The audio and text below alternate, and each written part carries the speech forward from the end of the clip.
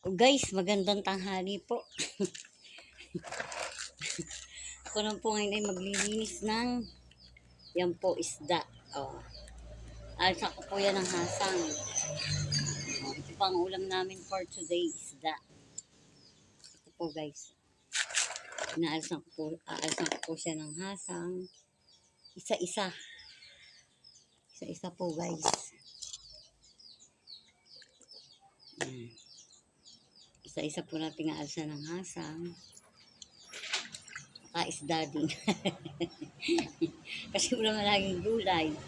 Ang palaya, tapos itlog. Oh, diba po?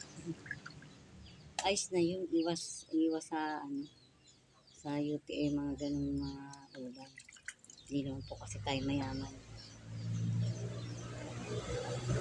Wala na pong yaman. Yabang daw po meron. Ayun na lang po ang aking yabang. Sabi po nila yun. Nung wala na po daw ang yaman, yabang na. Ay naku, mga Pilipino nga naman po.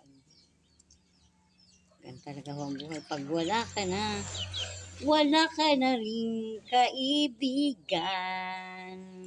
Pero marami pong nagmamahal. Kaya lang, yung ating mga followers and viewers, mga friends, thank you po sa pagmamahal niyo. I love you po. Ingat lagi kayo. Yun po ang nagmamahal.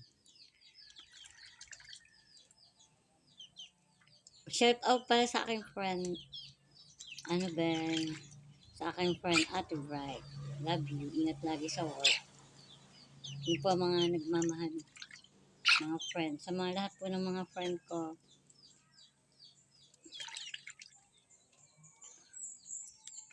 Sa mga friend kong nagmamahal sa akin.